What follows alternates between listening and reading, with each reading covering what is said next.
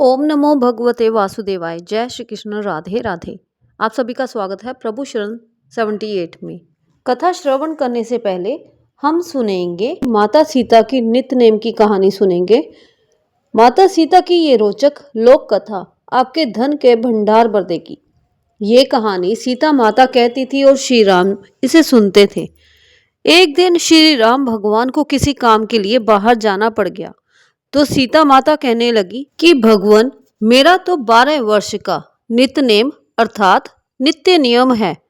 अब आप बाहर जाएंगे तो मैं अपनी कहानी किसे सुनाऊंगी।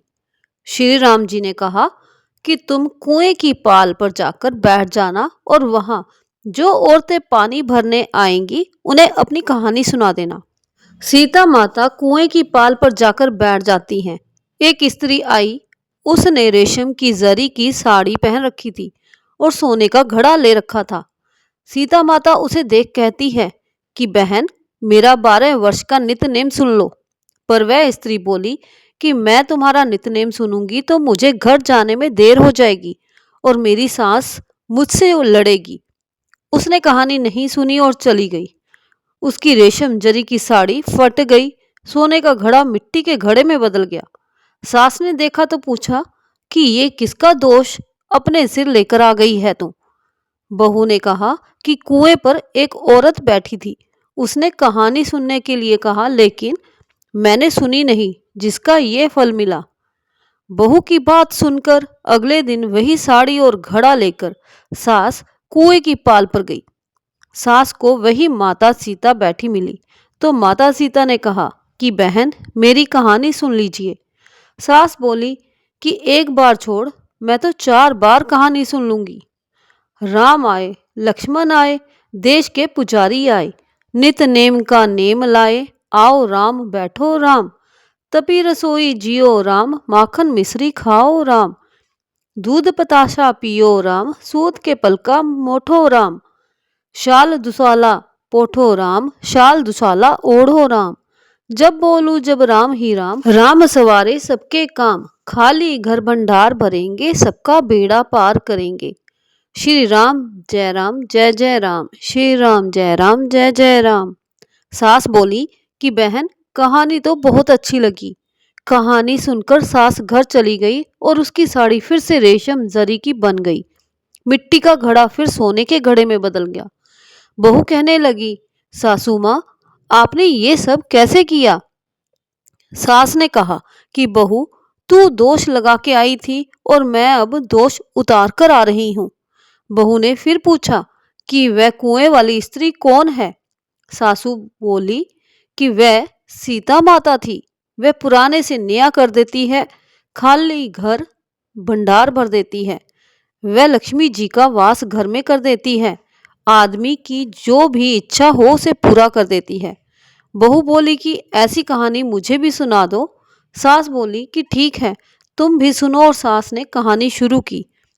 राम आए, लक्ष्मण आए, देश के पुजारी आए, नित नेम का नेम लाए, आओ राम बैठो राम, तपी रसोई जियो राम, माखन मिश्री खाओ राम, दूध पताशा पियो राम, सुत के पलका मोठो राम, शाल दुसाला पाठो राम, शाल दुसाला ओढ़ो राम, जब बोलूं जब राम ही राम, राम सवारे सबके काम, खाली घर भंडार भरेंगे, सबका बेड़ा पार करेंगे। श्री राम जय राम, श्री राम जय जय राम। कहानी सुनकर बहू बोली कि कहानी तो बहुत अच्छी है। सास ने कहा कि ठीक है, इस कहानी को रोज कहा करेंगे। अब सास बहू रोज सवेरे उठती, नहाती धोती और पूजा करने के बाद नित्य नेम की सीता की कहानी कहती। एक दिन उनके यहाँ एक पड़ोस की औरत आई और बोली कि बहन, जरा सी आँच देना। तो वह बोली कि आँच तो अभी हमने जलाई ही नहीं। पड़ोसन ने कहा कि तुम सुबह 4 बजे से उठकर क्या कर रही हो फिर। उन्होंने कहा कि सुबह उठकर हम पूजा करते हैं, फिर सीता माता की नित्य नेम की कहानी कहते हैं। पड़ोसन ने उनकी बात सुनकर फिर कहा कि सीता माता की कहानी कहने से तुम्हें क्या मिला। वह बोली कि इनकी कहानी कहने से घर में भंडार भर जाते हैं, सारे काम सिद्ध होते हैं, मन की इच्छा भी पूरी होती है। पड़ोसन कहती कि बहन, ऐसी कहानी तो मुझे भी सुना दो फिर। वह बोली कि ठीक है, तुम भी ये कहानी सुन लो। राम आए लक्ष्मण आए, देश के पुजारी आए, नित नेम का नाम लाए, आओ राम बैठो राम। सारी कहानी सुनने के बाद पड़ोसन कहने लगी, बहन कहानी तो मुझे बहुत अच्छी लगी। अब वह पड़ोसन भी नित नेम सीता माता की कहानी कहने लगी। कहानी कहने से सीता माता ने पड़ोसन के भी भंडार भर दिए। अब तो पूरे मोहल्ले में नित नेम की कथा चल पड़ी। हर किसी की मनोकामना पूरी होने लगी।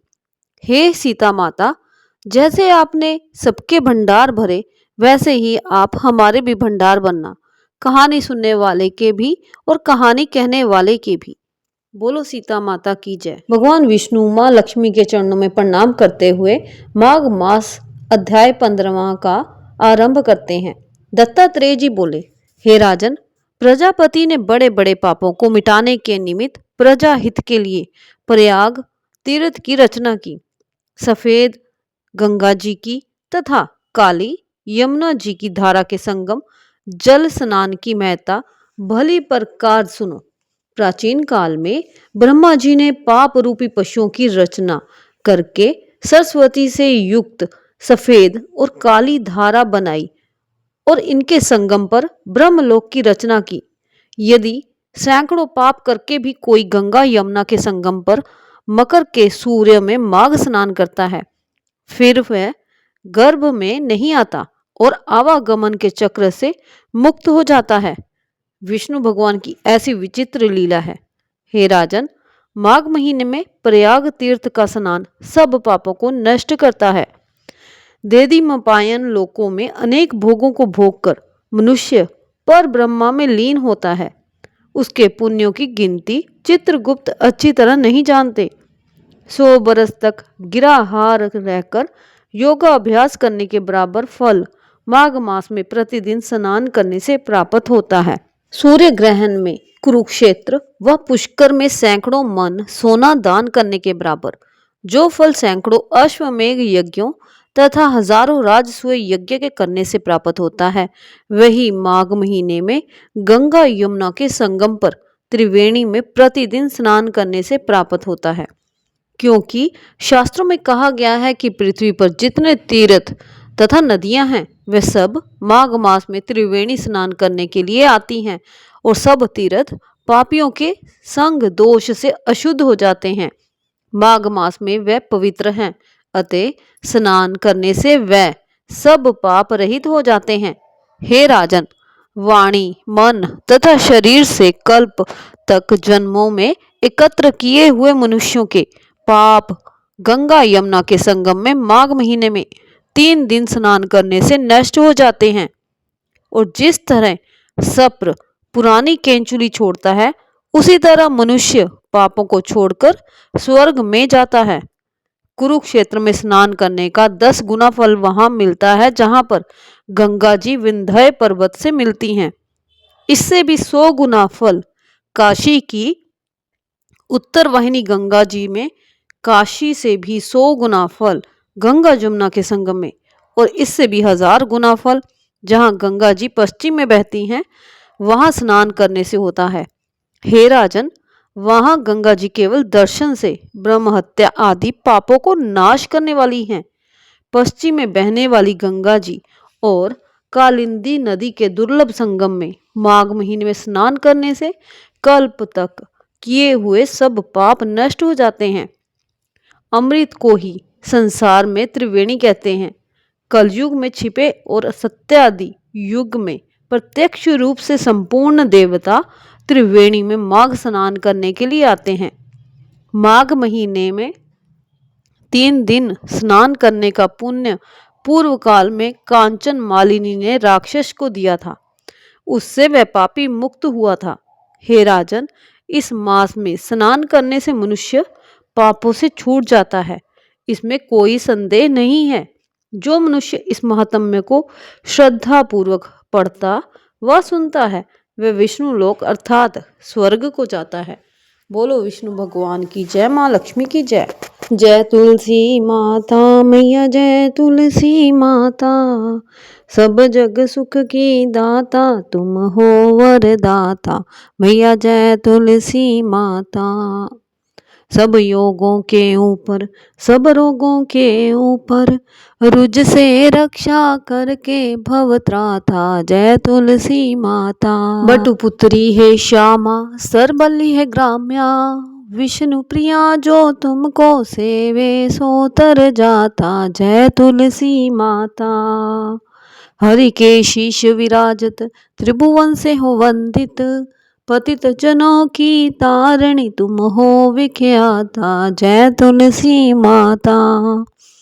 लेकर जन्म विजन में आई दिव्य भवन में। मानव कुल तुम ही से सुख संपत्ति पाता। जय तुलसी माता। हरि को तुम अति प्यारी श्याम वर्ण सुकुमारी। प्रेम अजब है उनका तुमसे कैसा नाता। जय तुलसी माता। जय तुलसी माता मैया जय तुलसी माता। सब जग सुख की दाता तुम हो वरदाता। बोलो जय तुलसी माता। तुलसी महारानी की जय।